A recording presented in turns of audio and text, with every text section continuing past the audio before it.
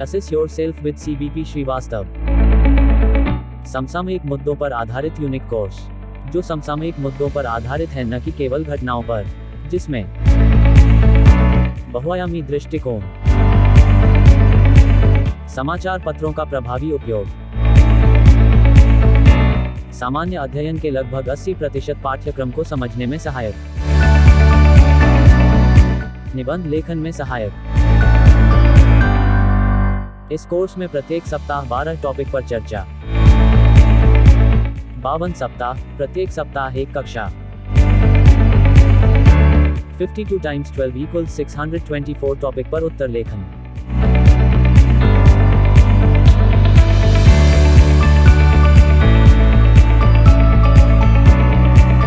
Discovery के online platform पर आपका स्वागत है। आज मैं आपके सामने एक बहुत ही यूनिक, बहुत विशिष्ट कोर्स के बारे में चर्चा करने आया हूं।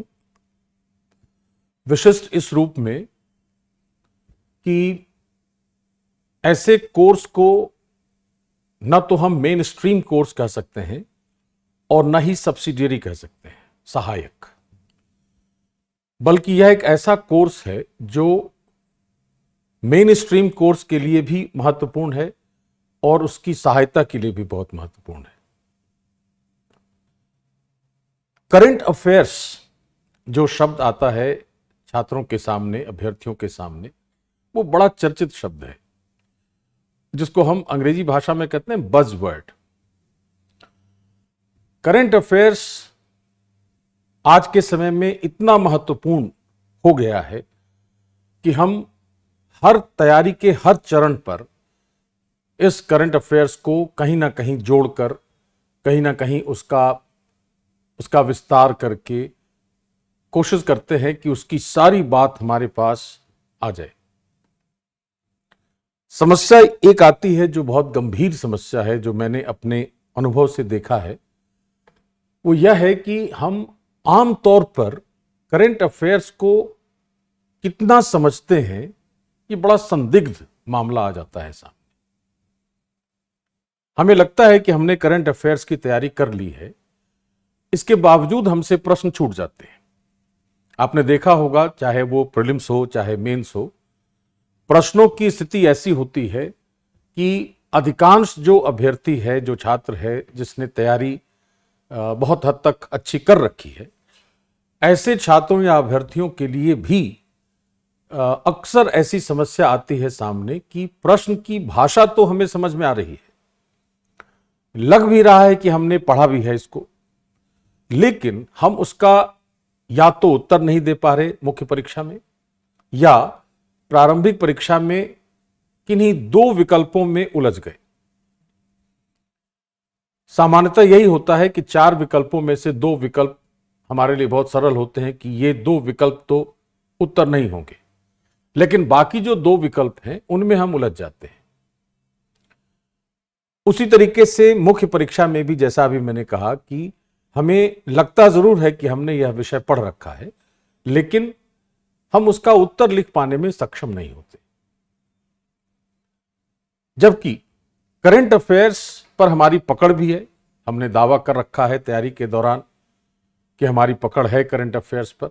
किसी से भी मैं जब अपने छात्रों से बात करता हूं, तो अगर मान लिया मैंने पूछा कि करंट अफेयर्स पर क्या स्थिति है, तो अधिकांश छात्र यह कहते हैं कि नहीं सर, करंट अफेयर्स तो ठीक है, पकड़ में है, और लगातार 1 वर्ष से करंट की तैयारी कर रहा हूं, इसलिए उसमें बहुत दिक्कत नहीं होनी चाहिए।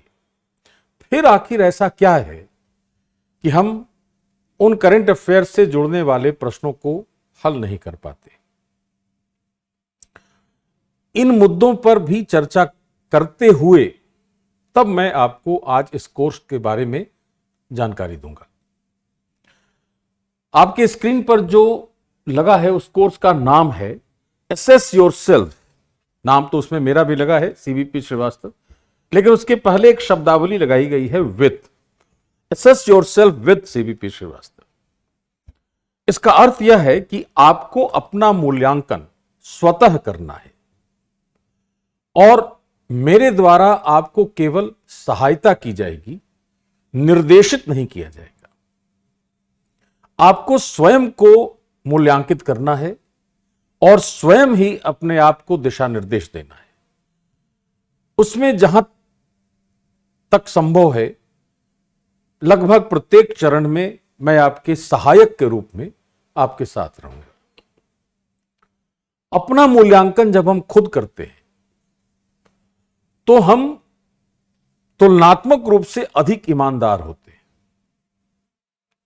दूसरा व्यक्ति अगर हमारा मूल्यांकन करता है और उसने यह कहा कि आपकी जो भाषा है वो बहुत अच्छी नहीं है, या आपने जो विश्लेषण किया है वो बहुत अच्छा नहीं है, और मैंने अपनी तरफ से पूरी ताकत से वह विश्लेषण किया था, तो मेरा वह ईगो हर्ट होता है और मैं उसकी बात से सहमत नहीं भी हो सकता। लेकिन जब हम अपना मूल्यांकन खुद कर रहे हों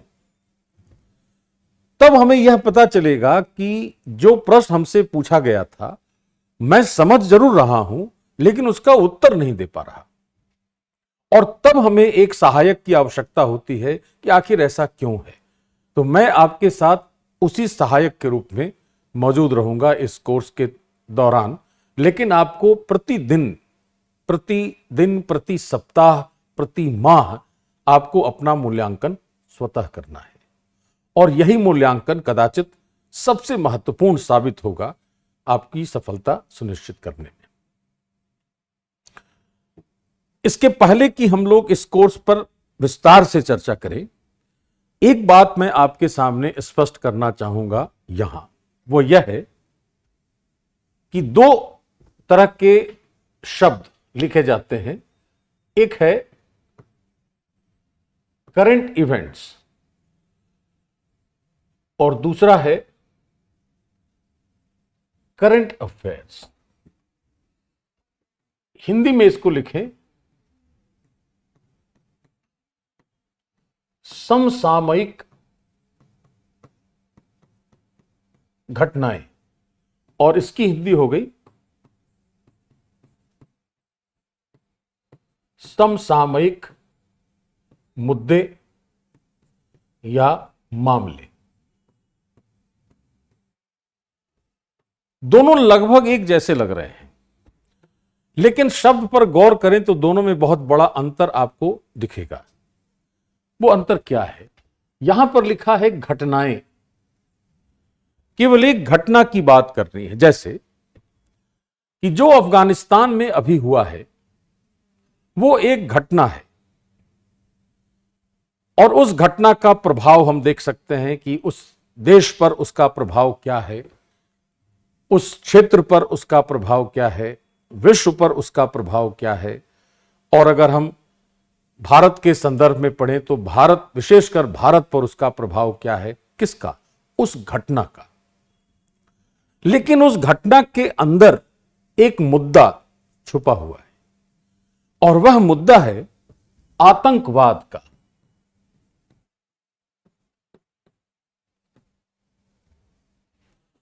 आतंकवाद का मुद्दा नया नहीं है, यह घटना नहीं है जो अफगानिस्तान में हुई।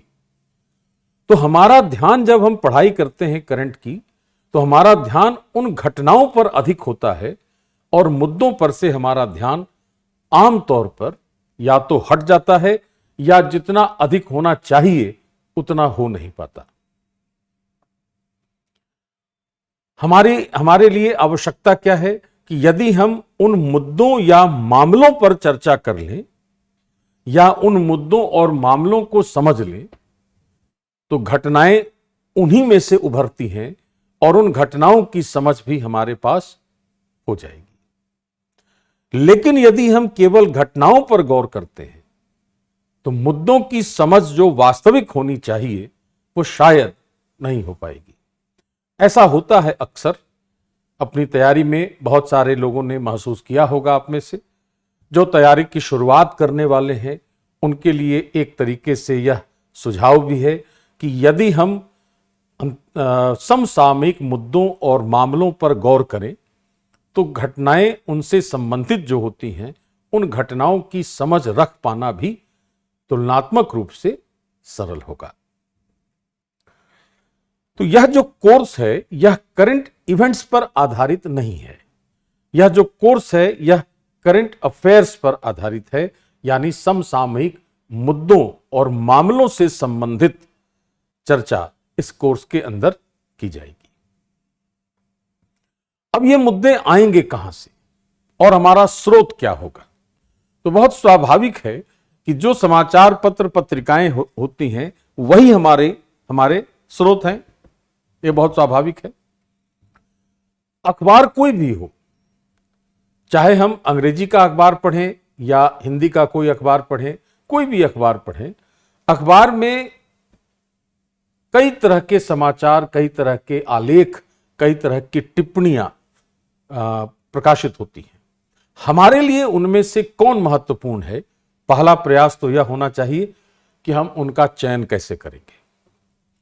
तो उनका चयन करने के लिए हमारे पास सबसे पहली आवश्यकता या पूर्व आवश्यकता उसको कहते हैं, प्री रिक्विजिट। तो पूर्व आवश्यकता यह है कि हमें हमारा पाठ्यक्रम ध्यान में होना चाहिए कि अगर इजराइल के बारे में कोई समाचार छपा है, अगर अफगानिस्तान और तालिबान के बारे में कोई समाचार छपा है अखबार में, तो क्या वह हमारे पाठ्यक्रम के हिसाब से हमारी परीक्षा के लिए महत्वपूर्ण है? यदि है तो हम उसे पढ़ेंगे, अन्यथा भले वो समाचार पत्र के लिए बहुत महत्वपूर्ण आलेख हो, हमारे लिए हमारी परीक्षा की दृष्टि से वह शायद उतना उपयोगी नहीं होगा। तो पहला प्रयास तो यह होगा कि पाठ्यक्रम के हिसाब से हमें समाचार पत्रों पर गौर करना चाहिए। जब हमने उन समाचार पत्रों में प्रकाशित आलेखों पर गौर किया, तब उसमें दो बातें देखी जाएंगी। एक,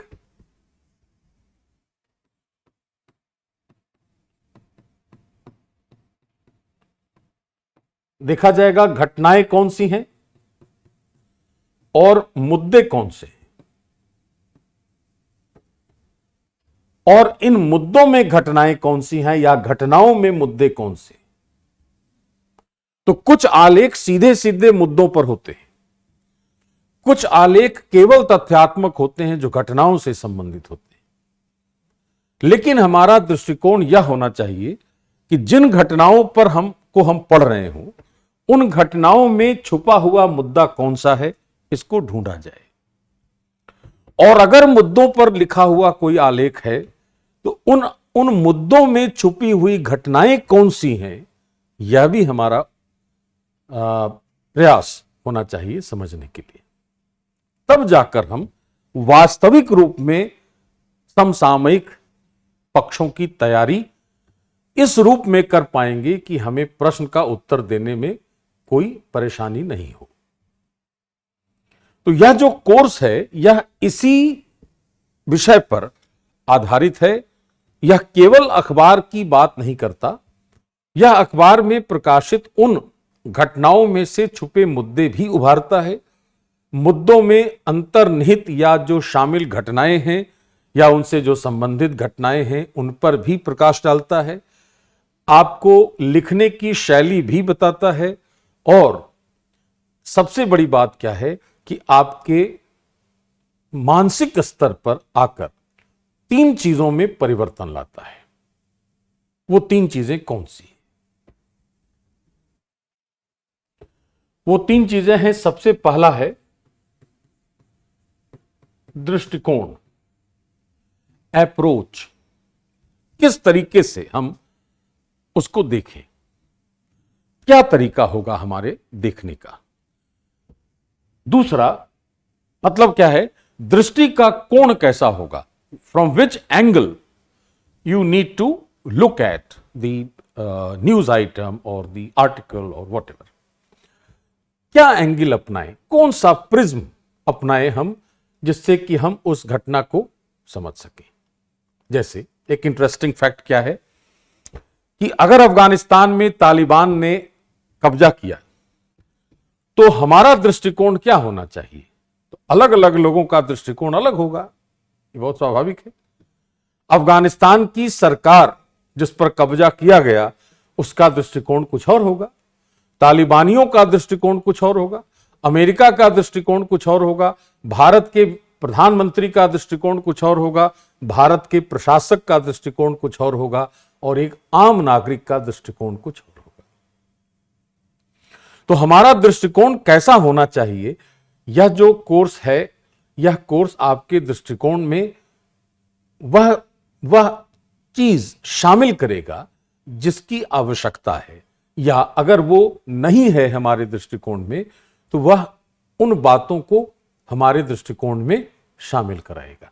तो एक पहला परिवर्तन तो है कि आपके दृष्टिकोण को सटीक और प्रशासकीय गवर्नेंस के एंगल से देखने में सहायता करेगा। गवर्नेंस का एंगल क्या है, प्रशासकीय दृष्टिकोण क्या है?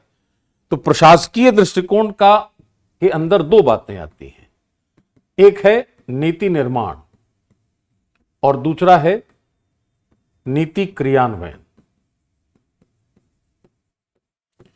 कि हमारा दृष्टिकोण किसी भी मुद्दे पर, किसी भी घटना पर ऐसा होना चाहिए कि नीति निर्माण और नीति के क्रियान्वयन से उसका संबंध स्थापित हो जाए।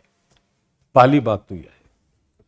जब दृष्टिकोण विकसित हो गया तब अगला चरण आता है आपके विचार का या आपकी राय का। Thinking, contemplation. ऐसा क्यों? क्योंकि अब जो प्रश्न आ रहे हैं पिछले 5, 7, 8 सालों में, उनमें अधिकांश प्रश्न किसी न किसी रूप में आपकी राय चाहते हैं। मैं एक प्रश्न का उदाहरण दे रहा हूं आपके सामने। एक प्रश्न आया है 2016 की मुख्य परीक्षा में कि भारत की सांस्कृतिक विविधता को भूमंडलीकरण ने किस हद तक प्रभावित किया है। दूसरा 2019 का प्रश्न है कि धर्मनिरपेक्षता या पंथ निरपेक्षता के नाम पर जो सांस्कृतिक आचरण हो रहे हैं भारत में, उनके सामने आपकी राय में कितनी और कौन सी चुनौतियां हैं। तो कहने का तात्पर्य यह है कि जो हमारे प्रश्न आ रहे हैं, उन प्रश्नों में आपकी राय, आपका अपना विचार परीक्षक जानना चाहता है। यह विचार कब होगा? जब हमारे पास इतने तथ्य या ऐसा दृष्टिकोण हो जिससे कि हम उन तथ्यों की परख कर सकें, तब हम अपने विचार उस पर बना सकेंगे, अपनी राय बना सकेंगे। और तीसरा जो चरण है कि जब आपकी राय बन गई, अब आपको बताना है किसको? परीक्षक को, कि मैं जो सोचता हूं वह यह है, और यह जो सोच है मेरी, यही सोच प्रशासक के रूप में मेरी सोच से मेल खाती है, इसलिए मैं एक उपयुक्त अभ्यर्थी हूं जिसका चयन अवश्य किया जाना चाहिए प्रशासनिक सेवा में। और वह है अभिव्यक्ति, expression. So this course will transform your approach, your contemplation and your expression. यह जो कोर्स है, जो समसामयिक मुद्दों पर आधारित है, जो आपके दृष्टिकोण, आपकी वैचारिकता और आपकी अभिव्यक्ति तीनों को इस रूप में परिवर्तित करेगा कि वह परिवर्तन परीक्षक द्वारा पूछे गए प्रश्नों में की जो मांग है, उस मांग के अनुरूप सटीक साबित हो, ताकि आप अपने उत्तर से उसको इस रूप में संतुष्ट कर सकें कि वो अधिक से अधिक अंक आपको दे सके।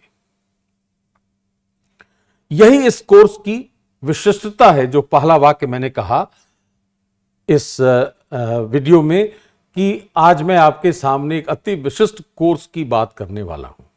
यही उसकी विशिष्टता है, और इसीलिए मैंने कहा कि यह मेन स्ट्रीम कोर्स को भी सहायता पहुंचाता है, और यह सहायक कोर्स जो होते हैं, सब्सिडियरी जो प्रिपरेशन है, उनमें भी सहायक होगा।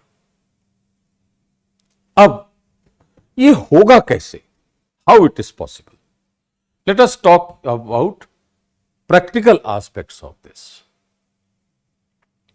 इस प्रैक्टिकल एस्पेक्ट में क्या है कि हम जब कोई भी विषय पढ़ते हैं, किसी भी टॉपिक को पढ़ते हैं, तो हमारे पढ़ने का जो सामान्य सा तरीका है, वो तरीका क्या है, पहले उस पर मैं बात कर लूं, फिर तरीका क्या होना चाहिए उस पर बात करूंगा। और यह जो मैं चर्चा कर रहा हूं, इस चर्चा का आधार केवल मेरा व्यक्तिनिष्ठ विचार नहीं है। ऐसा नहीं है कि एक शिक्षक की हैसियत से मैं आप पर कोई बात अपनी सुपर इंपोज करना चाह रहा हूं। यह एक अनुभव सिद्ध अभिव्यक्ति है और आप इससे सहमत होंगे कि आपकी पढ़ाई इसी दिशा में होती होगी अधिकांश लोगों की। मैं सबकी बात तो नहीं कर रहा, अधिकांश लोगों की। और उसमें समस्या कहां आती है इसकी भी आपको समझ विकसित होगी। ऐसा इसलिए है कि इस कोर्स को डिजाइन करने के पीछे कई इनपुट्स लिए गए। वो इनपुट्स क्या थे कि मेरा जो अपना अनुभव है शिक्षक की हैसियत से, वह मेरे जो छात्र चयनित हैं उनको तैयारी के दौरान कितनी समस्याएं आई, कैसे उन्होंने उन समस्याओं का निराकरण किया, उनके इनपुट्स हैं। जो मेरे वर्तमान के छात्र हैं उनकी समस्याएं कौन सी हैं, कहां उनको समस्या आ रही है, क्यों आ रही है समस्या, उनसे जो इनपुट्स प्राप्त हुआ है वह, ये बहुत सारे इनपुट्स लेकर उस पर एक अनुसंधान जैसा किया गया और उस अनुसंधान पर आधारित इस कोर्स को डिजाइन किया गया है। तो पहले मैं यह बता दूं कि आपकी जो तैयारी होती है उसमें किसी भी टॉपिक को जब हम पढ़ते हैं तो उसके कौन कौन से अवयव हम ढूंढते हैं। उससे भी पहले आपके लिए यह भी एक सूचना है कि किसी भी टॉपिक, किसी भी सब्जेक्ट की समझ विकसित करने के लिए 3 मौलिक प्रश्नों का उत्तर अवश्य मिलना चाहिए उस विषय से संबंधित। जैसे मान लें कि हम भारत का संविधान पढ़ रहे हैं, या हम भारत में कृषि की समस्या पढ़ रहे हैं, या हम भारत में विज्ञान एवं प्रौद्योगिकी का विकास पढ़ रहे हैं, या हम भारत की संस्कृति पढ़ रहे हैं, या भारत का भूगोल पढ़ रहे हैं, वॉटेवर जो विषय है, जो टॉपिक है। तो हर टॉपिक के कम से कम 3 जो मौलिक प्रश्न हैं उनकी समझ हमें अगर हो जाए तो हम उस टॉपिक, उस विषय को आसानी से समझ सकते हैं। वो 3 मौलिक प्रश्न क्या हैं? वो मौलिक प्रश्न हर जगह काम आएंगे, न केवल तैयारी में नहीं, जीवन में भी किसी चीज को समझने, उस पर अपनी राय बनाने, अपना दृष्टिकोण विकसित करने और अपने आप को अभिव्यक्त करने की दृष्टि से। वो 3 मौलिक प्रश्न हैं, क्या, कैसे और क्यों। What, how, why. एक बहुत अच्छे कम्युनिकेटर हैं जिनकी मैं बात आपके सामने कोट कर रहा हूं। उनका नाम है साइमन सिनेक, जिन्होंने यह बात कही जो हमारी तैयारी में लगभग अक्षरशः फिट बैठती है। उन्होंने कहा कि जब हम किसी चीज की समझ विकसित करना चाहते हैं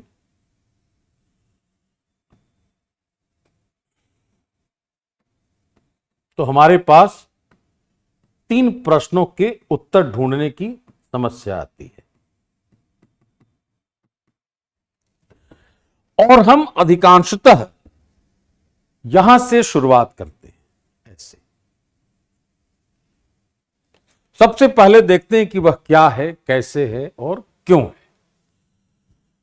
इसमें समस्या कहां आती है कि अगर कोई टॉपिक, कोई विषय, कोई संकल्पना, कोई वस्तु बहुत कॉम्प्लिकेटेड, जटिल आ गई सामने, तो जब तक हम उसके क्या और कैसे प्रश्नों का उत्तर ढूंढेंगे तब तक हमारी शक्ति समाप्त हो जाती है। कहा जाएगा कि by the time you are able to understand और get the meaning of what and how, you are exhausted. और हम क्यों तक शायद नहीं पहुंच पाते, या अगर पहुंचते भी हैं तो उसके कोर तक नहीं पहुंच पाते। लेकिन यदि हम अपने पढ़ाई का दृष्टिकोण इस डायरेक्शन में कर लें और हम किसी वस्तु, पदार्थ, संकल्पना, टॉपिक, विषय का महत्व समझ लें, क्यों वह ऐसा महत्वपूर्ण है, तो उसके अंदर कैसे और क्या स्वतः शामिल हो जाएगा। फिर से मैं आपके लिए समझा दे रहा हूं इसको। जैसे मेरे सामने यह एक पेन है जो आपको दिख रहा है। अगर इस पेन को हम यहां से शुरुआत करें, क्यों है यह पेन, व्हाट इज इट्स सिग्निफिकेंस, तो यह बहुत स्वाभाविक है कि हमें जानना ही होगा कि यह क्या है और कैसे काम करता है। लेकिन अगर हम यह मान लें कि यह क्या है और कैसे काम करता है, तो उतनी समझ हमारी हो जाती है कि हम किसी को इसके बारे में बता सकें, भले उसका महत्व मुझे बहुत अच्छा समझ में नहीं आता। लेकिन अगर उल्टा कर दिया जाए तो हम क्यों तो बताएंगे ही, हम साथ साथ यह भी बता पाएंगे, समझ पाएंगे कि यह कैसे काम करता है और यह है क्या। तो हमारे पढ़ने का जो दृष्टिकोण है वह इस डायरेक्शन में होना चाहिए। सामान्य जो दृष्टिकोण है वह इस डायरेक्शन में होता है। अब सिनेक की यह जो बात है यह हमारी परीक्षा की दृष्टि से कैसे महत्वपूर्ण है, तो क्या और कैसे का जो तत्व है यह हमें प्रारंभिक परीक्षा के लिए प्रश्नों को समझने में मदद करता है। और यह जो है यह मुख्य परीक्षा और उसमें सामान्य अध्ययन में, निबंध में, साक्षात्कार में और इस क्यों में चूंकि यह भी शामिल है तो प्रारंभिक परीक्षा में भी हमारी मदद करता है। यह हमारे इस दृष्टिकोण का मूल मंत्र है। और यह जो कोर्स है जिसकी मैं चर्चा कर रहा हूं, असेस योर सेल्फ, ये इसी रणनीति पर केंद्रित है। आपको स्वतः यह मूल्यांकित करना है कि आपने क्यों को समझा है या नहीं, कैसे को समझा है या नहीं और क्या को समझा है या नहीं, या किस चरण पर आपकी समस्या बनी हुई है। अगर वह समस्या समझ में आ जाए तो उसका निदान भी समझ में आ जाएगा। ऐसी स्थिति में इस कोर्स के द्वारा हम दृष्टिकोण, विचार और अपनी अभिव्यक्ति को बेहतर और सटीक, सारगर्भित, अगर मैं यूपीएससी की भाषा कोट करूं तो सारगर्भित उत्तर हम दे सकते हैं, जिसके अंदर पर्याप्त तथ्य होंगे, पर्याप्त विश्लेषण होगा, हमारी अपनी राय होगी और हम उस प्रश्न की मांग के अनुरूप अपना उत्तर दे पाएंगे। क्योंकि क्यों का उत्तर ढूंढने के क्रम में कैसे और क्या का उत्तर भी मिल जाता है, तो हम मुख्य परीक्षा के साथ साथ इस कोर्स का लाभ प्रारंभिक परीक्षा में भी समसामयिकी के दृष्टिकोण से ले सकते हैं। अब इसमें देखना यह है कि हम इसमें करेंगे क्या, उस पर मैं चर्चा कर रहा हूं आपके लिए। इस कोर्स के तहत हम एक सप्ताह में अखबारों से, समाचार पत्रों से, अलग अलग समाचार पत्रों से, वो हिंदू हो सकता है, इंडियन एक्सप्रेस हो सकता है, हिंदी के कुछ अखबार हो सकते हैं, पीआईबी हो सकती है, प्रेस इंफॉर्मेशन ब्यूरो, सरकार की कोई रिपोर्ट हो सकती है जो चर्चा में है, अंतर्राष्ट्रीय संगठन की कोई रिपोर्ट हो सकती है जो चर्चा में है। तो ऐसे स्रोतों से सप्ताह में 6 मुख्य प्रमुख टॉपिक्स की पहचान करेंगे। जैसे अभी जो आपके सामने मैं दिखलाऊंगा वो 1 अगस्त से 6 अगस्त के बीच के टॉपिक्स हैं। तो हमने 6 टॉपिक्स की पहचान कर ली, 6 दिनों की। अब इन 6 दिनों में हम प्रत्येक दिन 2-2 टॉपिक की पहचान कर रहे हैं। टॉपिक कितने हो गए? 1 से 6 है, तो एक दिन में 2 है और 6 दिन है, तो हमारे पास 12 टॉपिक्स एक सप्ताह में मिलते हैं। उन 12 टॉपिक से हमने प्रश्न बनाने का प्रयास किया और प्रश्न बनाया। तो हम सप्ताह में जब एक क्लास उसकी करेंगे तो 12 टॉपिक्स के 12 प्रश्नों पर चर्चा करेंगे। 12 टॉपिक्स पर चर्चा करने का मतलब क्या है कि वह टॉपिक किसी एक विषय से संबंधित हो नहीं सकता, वह अलग अलग विषयों से संबंधित टॉपिक होगा।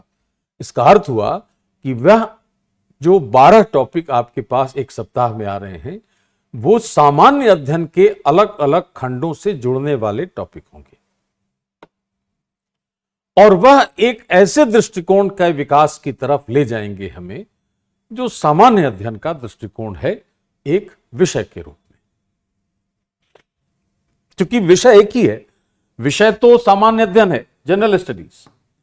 इसके अंदर बहुत सारी शाखाएं हैं, वो हिस्ट्री हो सकती है, ज्योग्राफी है, पॉलिटी है, इकोनॉमी है, साइंस है, सब मिलकर एक विषय बना रहे हैं और वह है सामान्य अध्ययन। तो मान लिया इसको कहा कि ये पेपर 1 है, ये पेपर 2 है, ये पेपर 3 है, इस तरीके से हमने उसको अलग अलग प्रश्न पत्रों में बांट दिया है, लेकिन अंतिम रूप से क्या है वो सारे सामान्य अध्ययन के ही खंड हैं। तो अगर हमने एक टॉपिक यहां से लिया, एक यहां से लिया, एक यहां से लिया और सभी का दृष्टिकोण सामान्य अध्ययन वाला दृष्टिकोण रखा है, तो हमारे पास लाभ क्या होगा हमें कि हम परीक्षक की जो मांग है विषय की या उस खंड की, उस मांग के अनुरूप हम अपनी अभिव्यक्ति कर सकते हैं। पहला लाभ यह है। दूसरा लाभ क्या है इसमें कि अगर हमने 12 टॉपिक एक सप्ताह में किया है तो यह कोर्स है 52 सप्ताह का, 52 वीक्स।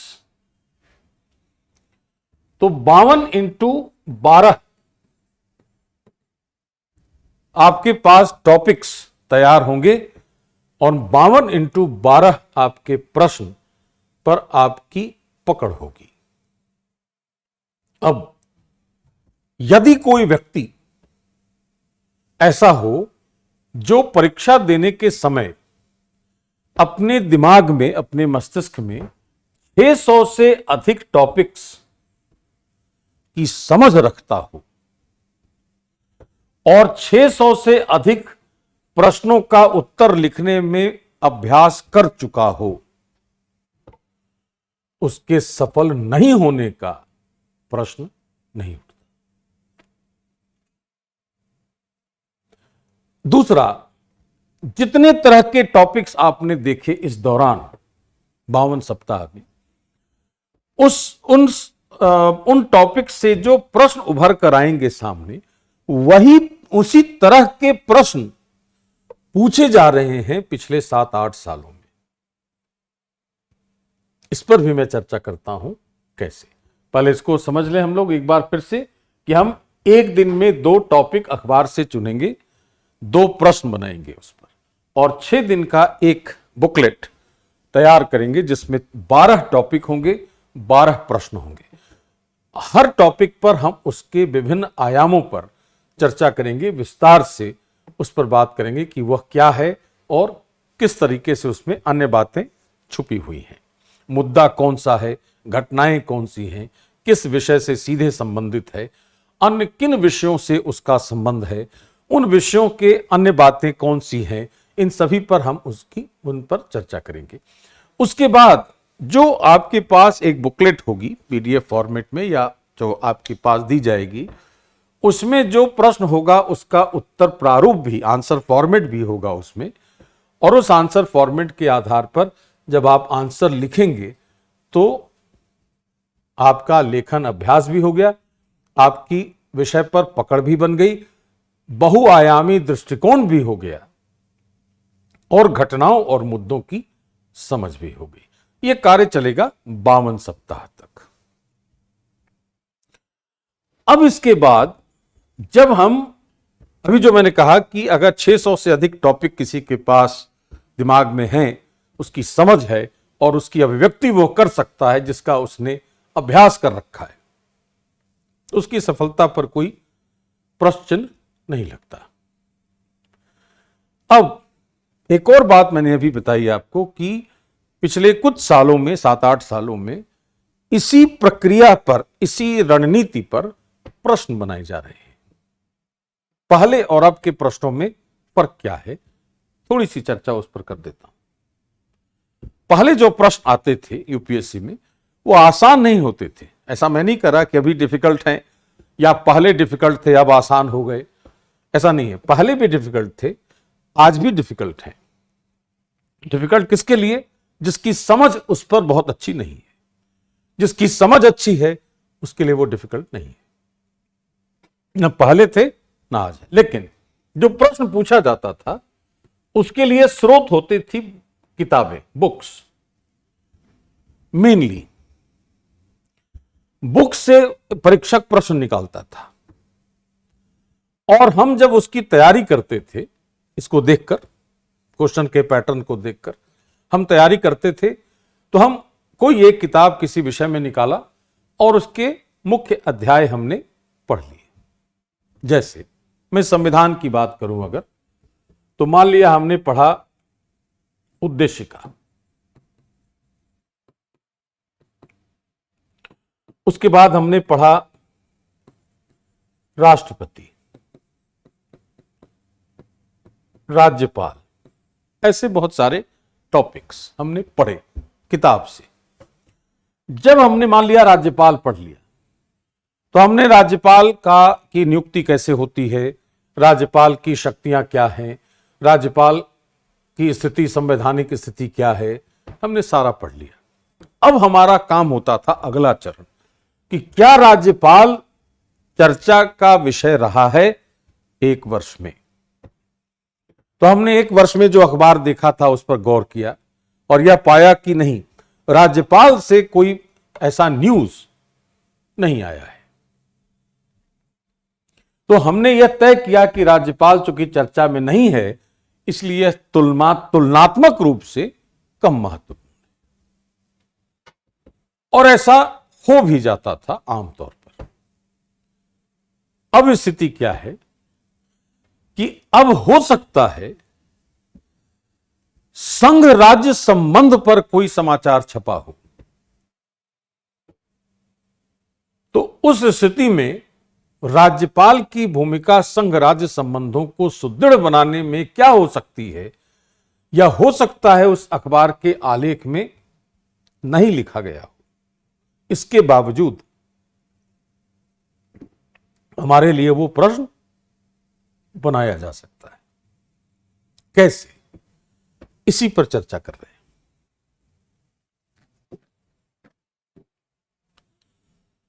आपके सामने एक प्रश्न है, ये लिखा है डे 1, पहले दिन का है, हिंदू से लिया गया आलेख था यह, और आलेख इसका यह है, India takes over UNSC presidency for August. अब यहां जो आर्टिकल है वो यह है कि India permanent representative to the UN TS Tirumurti said the Security Council will be adopting important resolutions on Somalia, Mali and UN interim force in Lebanon. India will organize meetings focused on key areas of maritime security, peace keeping and counter terrorism. इस अखबार के आलेख की खासियत क्या है? किसने मुद्दे उभार दिए हैं और इन मुद्दों को हमें समझने की जरूरत है। अब यहां से हमने एक प्रश्न बनाया कि संयुक्त राष्ट्र सुरक्षा परिषद के माध्यम से विभिन्न सुरक्षा चिंताओं को संबोधित करने हेतु विश्व का नेतृत्व करने के लिए भारत को एक पहलकारी नीतिगत कदम उठाने की आवश्यकता है। इस संबंध में विद्यमान चुनौतियों की पहचान कीजिए तथा उनका सामना करने के लिए नीति पहल सुझाइए। आपके बुकलेट में लिखा है कि यह पेपर 2 अंतर्राष्ट्रीय संबंध से जुड़ने वाला प्रश्न है और यहां पर उत्तर का प्रारूप दिया है कि आपको पहले बताना है कि अंतर्राष्ट्रीय स्तर पर पहलकारी नीति का अर्थ क्या है। यह बताएं, पहलकारी नीति कदम उठाने की आवश्यकता है। क्या होती है पहलकारी नीति? कूटनीतिक प्रयासों के संदर्भ में विश्व समुदाय में भारत की स्थिति कैसी है, यह बताया जाएगा।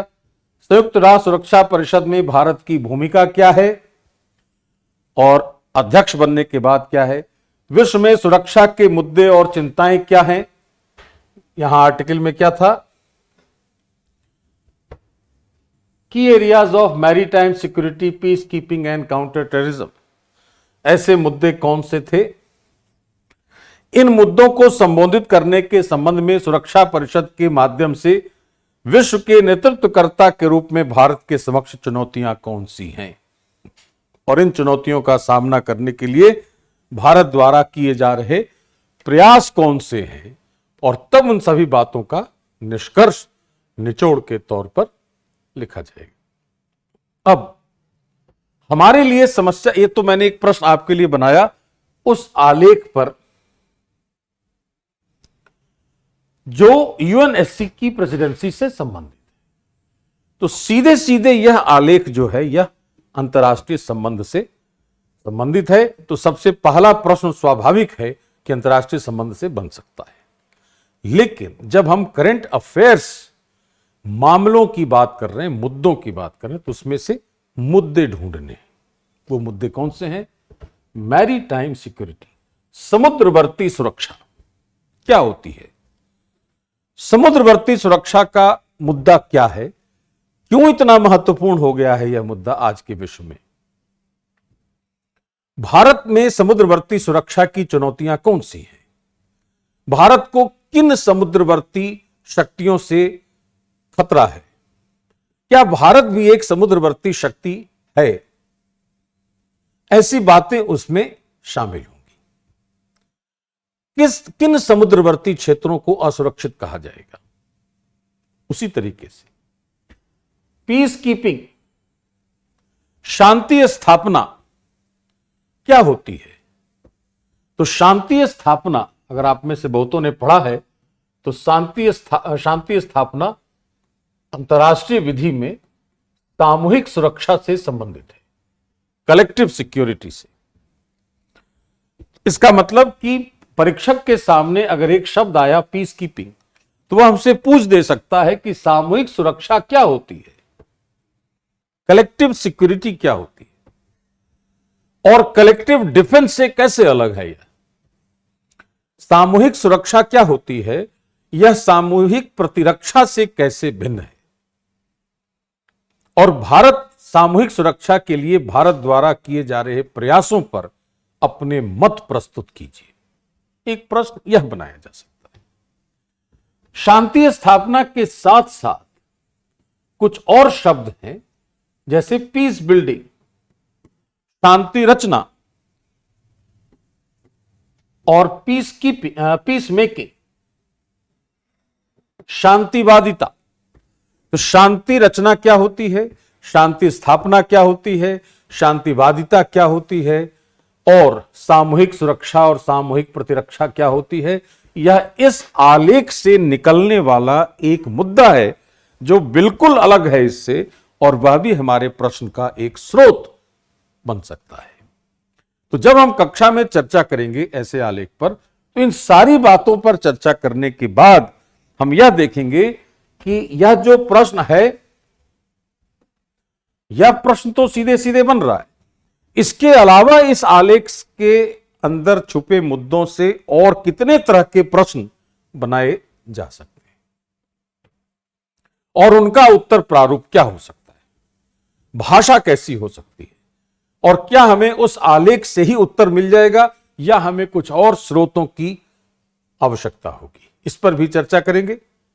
और मेरी सहायता जहां तक उसमें रहेगी वो यह रहेगी कि उन मुद्दों को कैसे उभारा जाएगा, प्रश्न कैसे लिखे जा सकते हैं, प्रश्न कहां से बनाए जा सकते हैं, नए मुद्दे और कौन से हैं, यह मेरी सहायता के तौर पर, इसलिए उसका नाम रखा गया assess yourself with CBP Srivastava. But you have to assess yourself.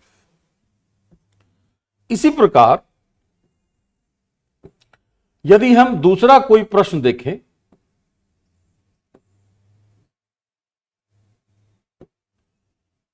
यह आलेख है, ये मान लिया डे 3 है, यह तीसरा दिन है। यह जो आलेख है कि preventive detention can't be invoked over law and order fears says Supreme court.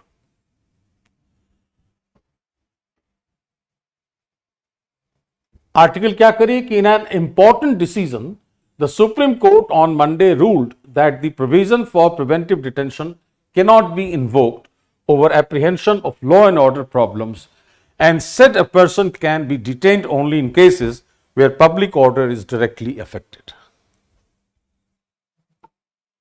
इसका मतलब है कि किसी व्यक्ति को तब तक निरुद्ध नहीं किया जाएगा कानून व्यवस्था के नाम पर जब तक कि लोक व्यवस्था भंग हो जाने की आशंका प्रत्यक्ष रूप से उत्पन्न नहीं हो गई हो, या जब तक कि लोक व्यवस्था भंग नहीं हो गई हो प्रत्यक्षतः, तब तक किसी व्यक्ति को हम कानून और व्यवस्था के नाम पर उसको पुलिस निरुद्ध डिटेन नहीं कर सकती।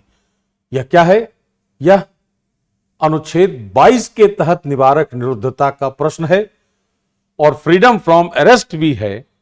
तो पुलिस पर एक तरीके का नियंत्रण है, तो हमारी पर्सनल लिबर्टी, दैहिक स्वतंत्रता के अधिकार का संरक्षण भी है। तो यह प्रश्न तो इस शब्दावली के कारण सीधे सीधे अनुच्छेद 22 से जुड़ता है, लेकिन इसका संबंध अनुच्छेद 21 से भी है, अनुच्छेद 20 से भी है। अगर 21 से है तो अनुच्छेद 19 से भी होगा और अनुच्छेद 14 से भी होगा। इसका मतलब कि परीक्षक के पास इतना स्पेस है कि वह इस शब्दावली को देखकर, आप तो हो सकता है सीधे सीधे इसकी तैयारी करेंगे, लेकिन मैं आपसे प्रश्न पूछ दूं यहां, तो आपको यह लगेगा कि बिना समाचारों में रहे अनुच्छेद 14 से प्रश्न क्यों बनाया गया। This is what the uniqueness of the courses. अब इस पर प्रश्न हमने क्या बनाया है कि निवारक निरुद्धता से आप क्या समझते हैं। भारत के संविधान में इससे संबंधित प्रावधानों पर चर्चा कीजिए तथा अपने विचार व्यक्त कीजिए कि क्या यह लोकतंत्र विरोधी है।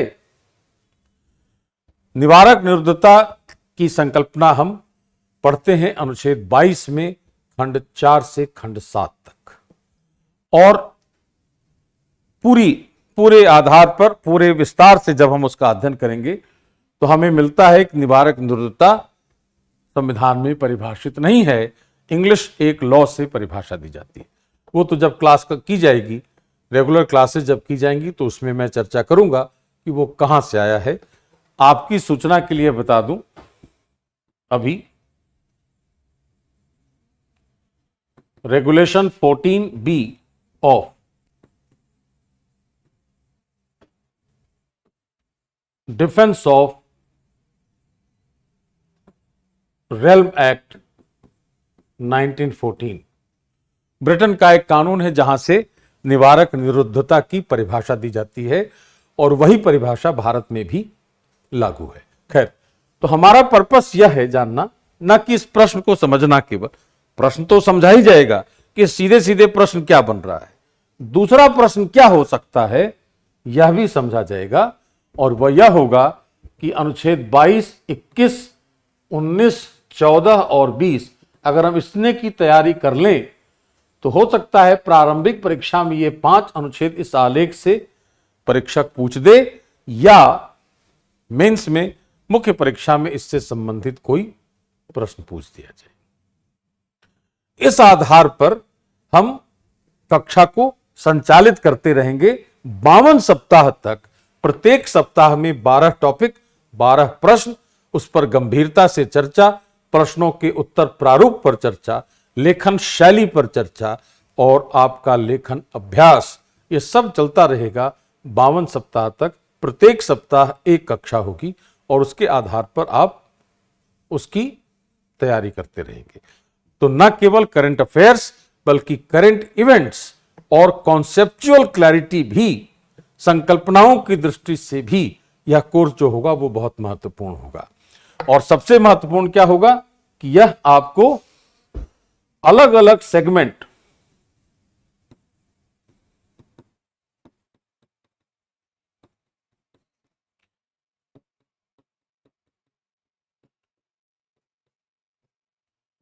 सबको जोड़ेगा, यह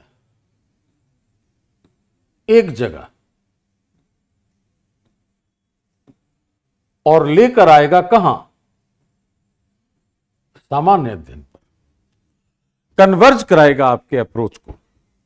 आपने एक आलेख इतिहास का पढ़ा, एक भूगोल का पढ़ा, एक समाज का, राज व्यवस्था, social justice, international relations, economy, science, tech, environment, और जोड़ दें तो इंटरनल सिक्योरिटी है और डिसास्टर मैनेजमेंट है और एथिक्स है।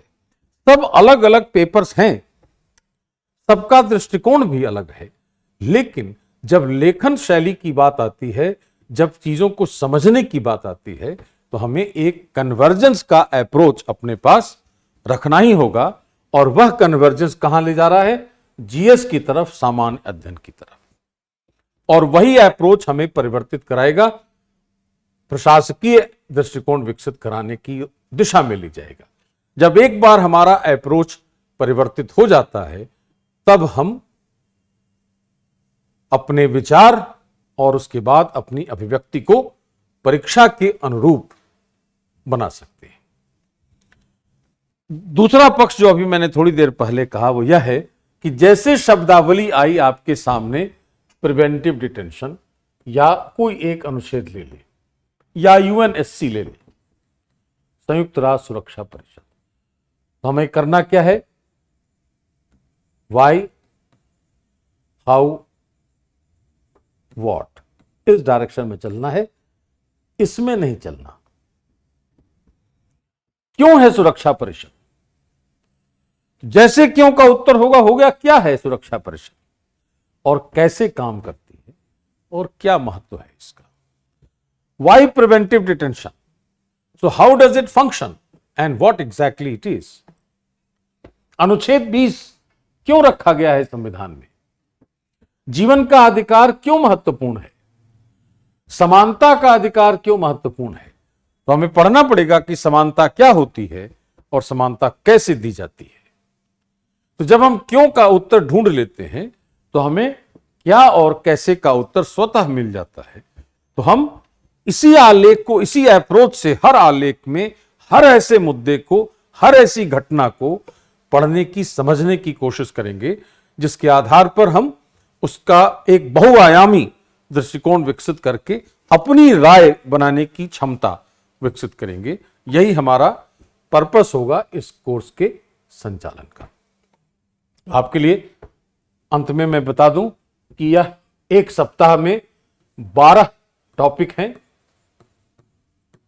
12 प्रश्न हैं, बहुआयामी चर्चा की जाएगी और 52 सप्ताह का कोर्स है यह। प्रत्येक सप्ताह एक कक्षा है, क्योंकि 12 प्रश्नों को हल करना है अगर, तो 12 प्रश्नों को समझना होगा, 12 आलेखों की समझ विकसित करनी होगी। हर दिन अगर करेंगे तो आप उतनी जल्दी जल्दी आप उन चीजों को रिटेन नहीं कर पाएंगे। इसलिए इसको इस तरीके से डिजाइन किया गया है, बिल्कुल रिसर्च बेस्ड, स्ट्रेटेजिकली, रणनीतिक रूप से। जब कक्षा होगी तो आपको पीडीएफ फॉर्मेट में इसकी एक बुकलेट दी जाएगी और यह बुकलेट इस तरीके से बनी होगी कि यह बुकलेट आपके पास रहेगी, पीडीएफ के फॉर्मेट में आप उसको डाउनलोड कर सकते हैं और जब हम डिस्कस करेंगे तो आप उसकी समझ विकसित करेंगे अपने बुकलेट के साथ। सुविधा दूसरी आपकी यह रहेगी कि आप जो उस बुकलेट में जो प्रश्न दिया होगा उस प्रश्न का उत्तर लिखकर हम उसको अपलोड कर सकते हैं और हम उसका मूल्यांकन करके, पहले तो अपना मूल्यांकन आप खुद करेंगे और उसके बाद बेहतर से बेहतर उत्तर लिखकर आप अपलोड करेंगे मेरी सहायता प्राप्त करने के लिए, और मैं उसे फिर मूल्यांकित करके आपको वापस भेजूंगा ताकि हम अगली कक्षा में फिर उसके हिसाब से हम उन समस्याओं का समाधान कर सकें और आने वाले समय में कोई समस्या ऐसी विकसित नहीं हो। इसके अलावा आप डिस्कवरी का ऐप डाउनलोड कर लीजिए। डिस्कवरी के ऐप से आप ये कक्षा कर सकते हैं। आप फेसबुक पर, इंस्टाग्राम पर फॉलो कर सकते हैं। हमारे वेबसाइट पर इसकी डिटेल्स देख सकते हैं और कुल मिलाकर अपनी तैयारी को नई दिशा दे सकते हैं और सफलता की तरफ ले जाने वाले मार्ग पर तेजी से आगे बढ़ सकते हैं। धन्यवाद। 25 सितंबर से ऑफलाइन तथा ऑनलाइन कक्षा प्रारंभ। अधिक जानकारी के लिए संपर्क करें 9873703231।